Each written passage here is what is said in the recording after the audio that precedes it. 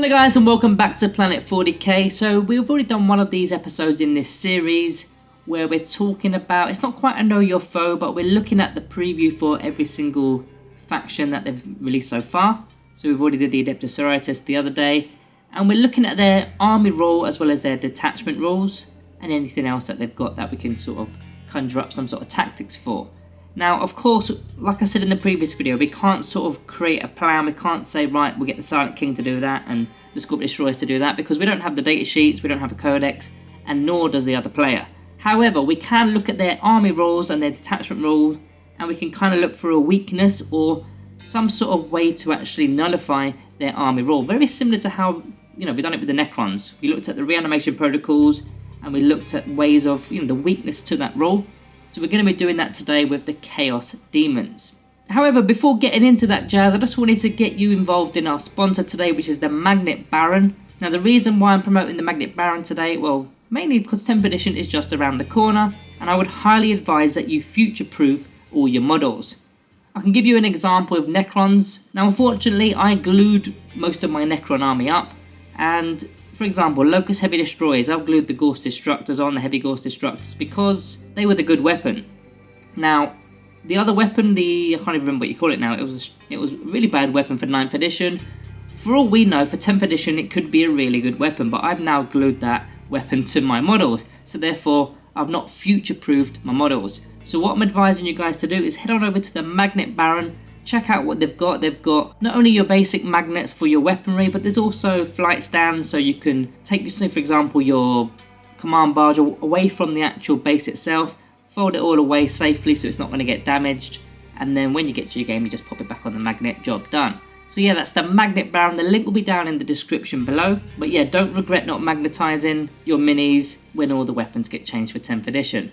But that's the sponsor out the way. Let's get back into today's video. So we're going to get into the Chaos Demons abilities here. Now, in fact, before we get into their army role, there's a little piece of the article that a lot of people may have actually missed, and I'll read it out for you. So Chaos Demons are an aggressive faction who really come into their own in the maelstrom of close combat, though they are by no means helpless at range. Now, every one of their units supports an invulnerable save, meaning they have little to fear in terms of the enemy's armor busting weapons or bursting weapons. Now, there's more to that, but I'll just come back to that in a moment. So they've not got the demon save anymore, they've got the invulnerable save. Now, we've not got weapons at this moment in time to go through the invuln saves, we don't know what that's going to do, but they do have an army-wide invuln, so you've effectively got to do things in mass, rather than do things with high AP, because the AP isn't going to do anything against invulnerable saves. Now, it then goes on to say they've also got an army-wide deep strike, meaning they can search on warp portals to engage their prey before being shot. So, army-wide, they've also got the deep strike ability, and that's going to be really key for one of these abilities I'm going to mention to you in a moment. So in fact, let's get this on the screen here. Their army role for Chaos Demons.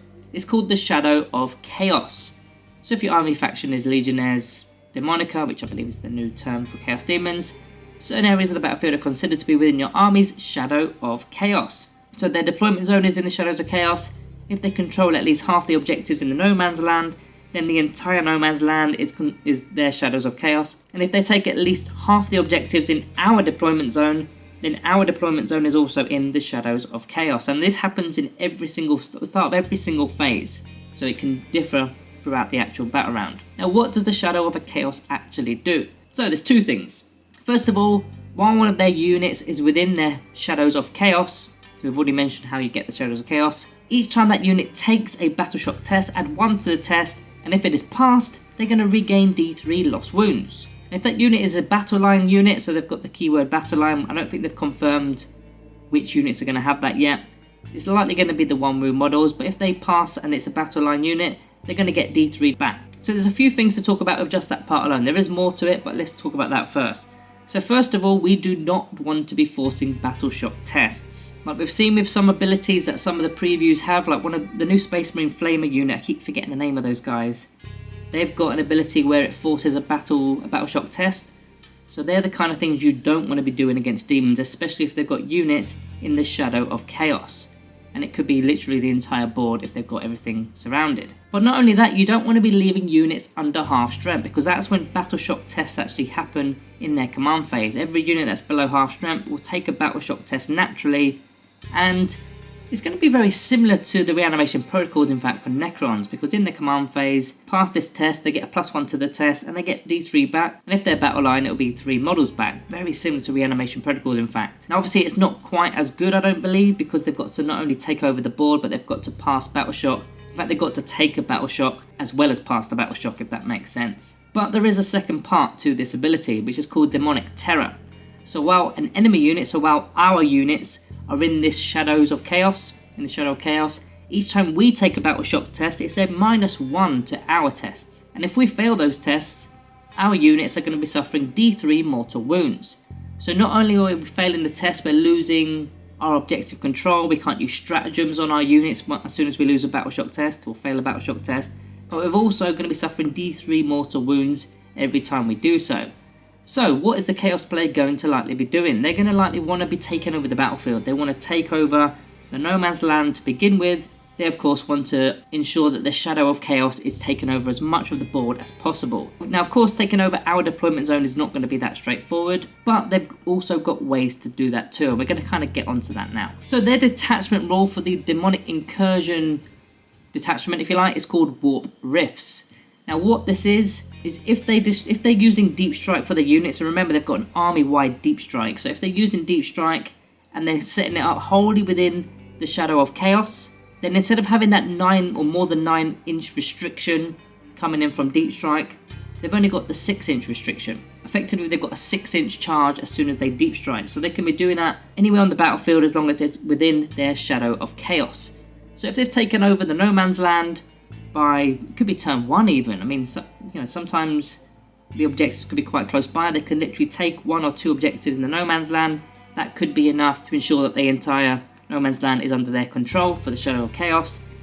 Then they can Deep Strike in and be only 6 inches away from our models. They can go for an easy charge move, and that charge could then effectively help them take over objectives on our deployment zone, and by that stage they can have taken over the entire board. So you kind of got to not allow them to spread out, as you know, from early point. You can't let them spread out. Got an itchy eye, what's going on with my eye? Hay fever starting, guys. You do not want them spreading out, and they're going to go for that. That's their thing now. They're going to be spreading out, especially in the no man's land, because maintaining their shadow is going to be absolutely key for them. Not only are they going to be healing themselves D3 each time, they're also going to be causing us 3 mortal wounds each time, or D3 mortal wounds each time, and they're giving themselves an easy charge move from their Deep Strike. And if you've got things like Bloodthirsters popping in, or a massive unit of, you know, Khorne Bloodletters, for example, the entire faction is virtually melee based anyway, so they've got, the whole thing's got Deep Strike, the whole thing can fight in combat. It's just not where you want to be against demons. Now I play demons quite often, and they punch, they hit like a truck in melee. To kind of full circle here, don't let them spread out, don't let them take objectives, and make sure that they are not able to maintain this Shadow of Chaos. In fact, guys, I just wanted to edit this in because I totally forgot about it. They've got the Demonic Pact as well. Now, we're not going to be able to counter it. It's just a way of getting Chaos Space Marines within their list. And depending on the actual game size, they can get incursion games, you get 250 points, Strike Force 500, Onslaught 750, and that's how many Space Marine models that you can get within their, you know, I like allies almost, for their Chaos Demons list. And of course, they've got the restrictions. If they're playing World Eaters, they're only using Khorne. Thousand Suns are only using Tzeentch. Death Guard are only using Nurgle. And if the Warlord is Lucius the Eternal, they can be using only Slaanesh models. So that's the restriction to that. Now, we can't really do much about that, but I just wanted to throw this in there because it is a part of their new army role. So guys, that is our little bit, it's not a Know Your Foe, but it's a little preview of a Know Your Foe. When the actual edition does get released and we've got, you know, indexes or codexes, we will be doing full Know Your Foes, in fact. They will be much easier to do than in 9th edition, because in 9th edition you had like the 6 detachments, or the 6, you know, like our dynasties, if you like. You had 6 of them, 4 pages of stratagems, 2 to 4 pages of relics, warlord traits, psychic, you know, all the psychic stuff. With Chaos, in fact, you had the warp storm points page, and there was just so much to sort of conjure up and synergize. And especially if you don't actually play them, having to learn all that for a video, it was quite in depth.